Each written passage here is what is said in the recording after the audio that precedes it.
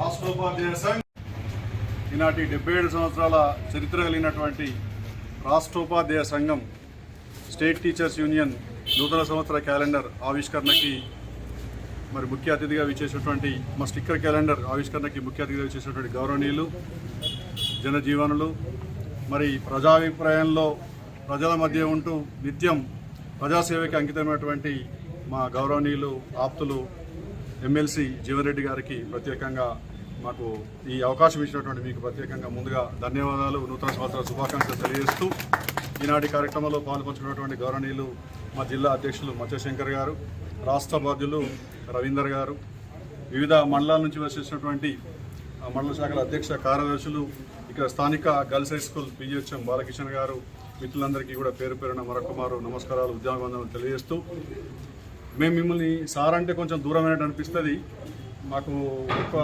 జీవనాన్ని అనడే మాకు అలవాటు, దయచేసి ఏమనుకోవద్దని చెప్పేసి కోరుతూ, ముఖ్యంగా ఎస్టీయూ చరిత్ర అనేది మీకు తెలియని కాదు. 77 సంవత్సరాలుగా ఆనాటి నుంచి నిజాం ప్రభుత్వం నుంచి వెళ్ళి మరి ఇప్పటి వరకు ఉపాధ్యాయుల పక్షాన విద్యారంగం పక్షాన కొట్లాడుతూ ఎన్నో హక్కుల్ని సాధించుకుంటూ విద్యారంగానికి ఉపాధ్యాయ సేవలకి అంకితమైనటువంటి ఈ సంఘం గురించి మీ అందరికీ మీకు తెలిసినటువంటి విషయమే. మా ప్రోగ్రాంలో కూడా ఎన్నోసార్లు మీరే ముఖ్య అతిథిగా వచ్చి మాకు ఎన్నుదన్నుగా ఉన్నటువంటి సందర్భాలు మేము ఎన్నో చూసినాం. అలాగే ఉపాధ్యాయుల పక్షాన నిల్చుంటూ ఉపాధ్యాయుల గొంతుకగా ఉపాధ్యాయుల వాయిస్ మరి ఇవాళ గత ప్రభుత్వాలు చేసినటువంటి విధానాలు అయితేనేమి ఇవాళ కొన్ని మాకు ఇబ్బందికర పరిస్థితులు సృష్టిస్తే వాటి పక్షాన కూడా మాట్లాడినటువంటి ఏకైక గొంతుక మీద ఒక్కటే అన్నాయి. మరి మీకు మా ఎస్టీయూ పక్షాన వాయిస్ ఇచ్చినటువంటి ఎస్టీయూ పక్షాన మీకు ప్రత్యేకంగా ధన్యవాదాలు తెలియజేస్తూ, మరి మేమైతే చాలా సమస్యలతోటి కొట్టుమిట్టాడుతూ ఉన్నాం. అది మీకు తెలిసినటువంటి విషయమే. మెయిన్గా మాకు వచ్చినటువంటి ఇబ్బంది ఏంటంటే వాస్తవంగా పదోన్నతులు లేకుండా చాలా ఇబ్బంది పడతా ఉన్నాం. ఇది కేవలం పదోన్నతుల విషయం అనేది కేవలం ఉపాధ్యాయుల పరమైనటువంటిది కాదు, ఇది ఒక విద్యా వ్యవస్థకు సంబంధించినటువంటి అంశం. ఇవాళ పదోన్నతి రావడం అనేది పీజీహెచ్ఎం అయితేనేమి, స్కూల్ అసిస్టెంట్ అయితేనేమి, ఒక పదోన్నతి ద్వారా ఉపాధ్యాయుడు ఉత్సాహంగా తన యొక్క బాధ్యత నిర్వర్తించడంలో అంకితం అవుతాడు.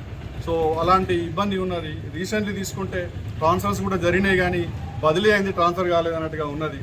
అంటే బదిలీ అయినా కూడా రిలీవ్ కాలేక మరి కొత్త ప్లేస్లో వచ్చేటటువంటి పరిస్థితి. కాబట్టి మీ ద్వారా మిమ్మల్ని అప్పీల్ చేసేది ఏంటంటే మా పక్షాన కొంత ప్రభుత్వానికి విన్నవించి వెంటనే రిలీవ్ అయ్యే విధంగా ఒకటి చూడగలరని చెప్పేసి, అలాగే 3170 ద్వారా చాలామంది ఉద్యోగ ఉపాధ్యాయులు ఇబ్బంది పడుతూ ఉన్నారు. మరి స్థానికత కోల్పోయినటువంటి ఇవాళ స్థానికత ఆధారంగా ఏర్పడినటువంటి తెలంగాణ రాష్ట్రంలో స్థానికతనే కోల్పోయినటువంటి పరిస్థితి ఏర్పడదు. కాబట్టి మీ ద్వారా ఆ ఉపాధ్యాయులకు ఉద్యోగులకు న్యాయం జరగాలని చెప్పేసి మేము కోరుతా ఉన్నాం. అలాగే ఎన్నో ఏళ్ళుగా ఎదురు చూసినటువంటి సిపిఎస్ రద్దు చేసి ఉపాధ్యాయులంతా ఉద్యోగం అంతా ఎదురు చూస్తూ ఉన్నది. సిపిఎస్ రద్దు కూడా మన మేనిఫెస్టోలో కూడా పెట్టేటువంటి అంశం మీకు తెలిసిందే.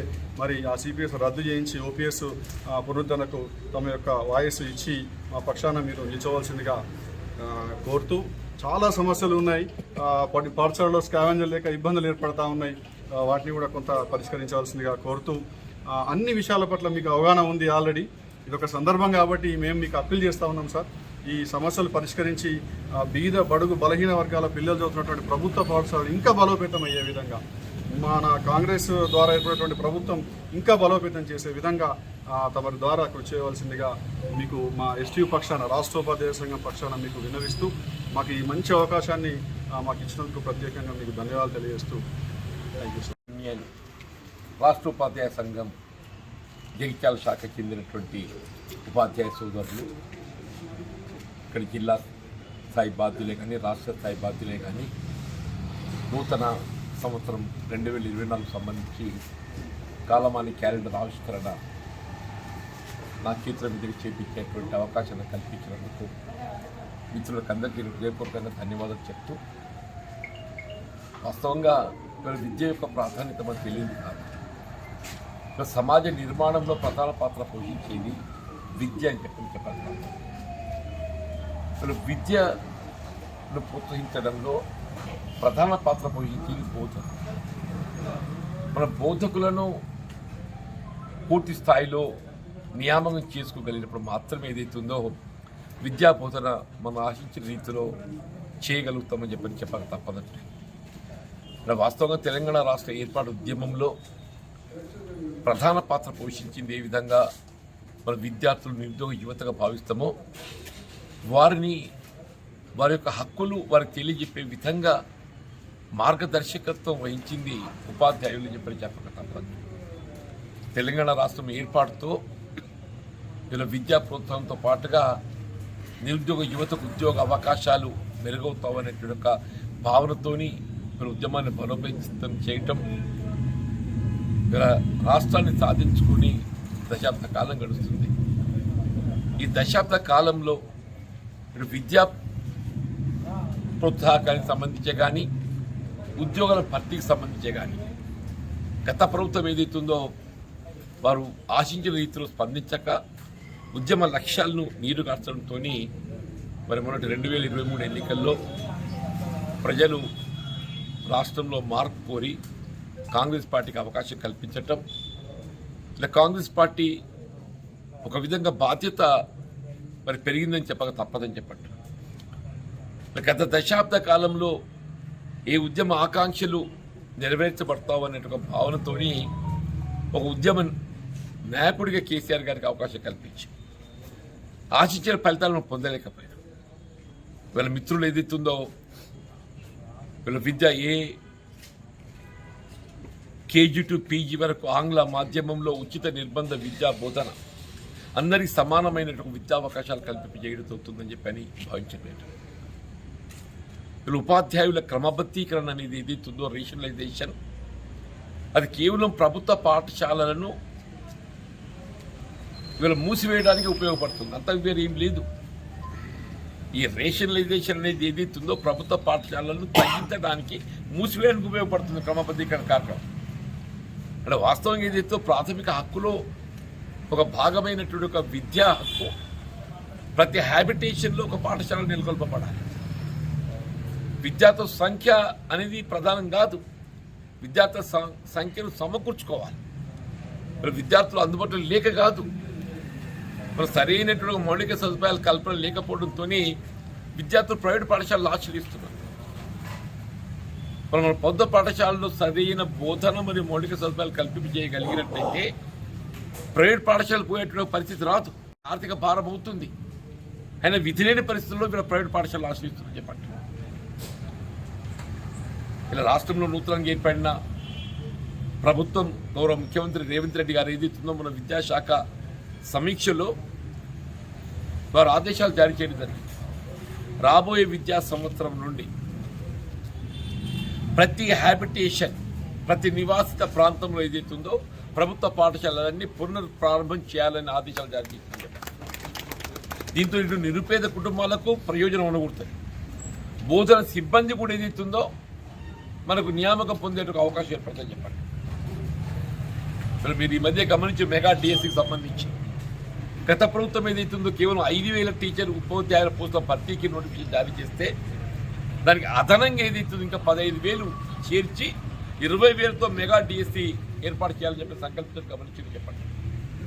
మిత్రులు అన్నట్టు ఏదైతుందో పదోన్నతులు అనేది మనకు అంటే ఇది నిరంతరం కొనసాగే ప్రక్రియ. పదోన్నతులు ఇది ఒక దినం ఆగేది కాదు. ఇది అదే ఎస్జీ టు స్కూల్ అసిస్టెంటే కానీ, భాషా పండితే కానీ, ఇక్కడ ఎంఈఓ పోస్టే కానీ, మనకేదైతే డిప్యూటీయూస్ కానీ డిఓస్ కానీ అసలు మొత్తం విద్యా వ్యవస్థ అంతా ఏదైతుందో అదన బాధ్యతలతో కొనసాగుతుందని చెప్పంటున్నా.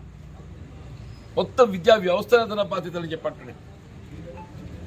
కానీ పదోన్నతలకు సంబంధించి ఒక ఉపాధ్యాయుడు హెచ్జిటికి స్కూల్ అసిస్టెంట్ ప్రమోషన్ వస్తే ఖాళీగా ఏర్పడబోయే ఒక హెచ్జిటి పోస్టు ముందే గుర్తించి వీళ్ళ కేరళలో ఏదైతుందో పబ్లిక్ సర్వీస్ కమిషన్ మొన్న పరిశీలిస్తే స్టడీ చేస్తే ముందుగానే గుర్తించి అతడు పదవీ విరమణ పొందే నాటికి ఏదైతుందో ఆ ఖాళీని భర్తీ చేసే విధంగా అలా పబ్లిక్ సర్వీస్ కమిషన్ భర్తీ ప్రక్రియ చేపడుతుంది, నియామక ప్రక్రియ చేపడుతుంది చెప్పండి. అది దట్ షుడ్ బి మోటో అని చెప్పట్టు నేను ముఖ్యమంత్రి గారు ఏదైతుందో పారదర్శకత పాటించడానికి ఇలా పబ్లిక్ సర్వీస్ కమిషన్ బలోపేతం చేయడానికి నేను యూపీఎస్ పబ్లిక్ సర్వీస్ కమిషన్ వారితో కూడా చైర్మన్తో వారు మాట్లాడి చర్చించడం జరిగింది.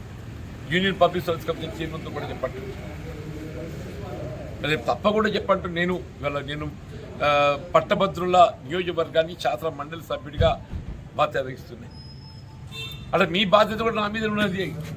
నేను ఏదైతుందో నా మీద ఒక విధమైనటువంటి ఒక మీరు హక్కు కలిగి ఉన్నారని చెప్పంటారు. నేను మీకు జవాబుదారు నేను చెప్పంటున్నా.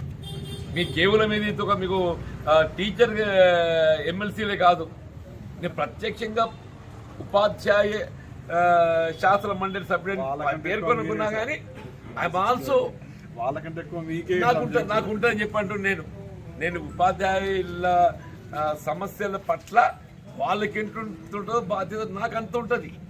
మీరు పట్టభద్రులో భాగం కాబట్టి ఆ బాధ్యత నాకు ఉంటుందని చెప్పి అంటున్నాను. వీళ్ళు ఎస్జిటిసి ఏదైతుందో వాళ్ళ కోటేయరా, కానీ నాకు ఓటేస్తారు. ఎస్జిటిసి ఏదైతే వాళ్ళ కోటేయరాళ్ళు, కానీ నాకేస్తారు.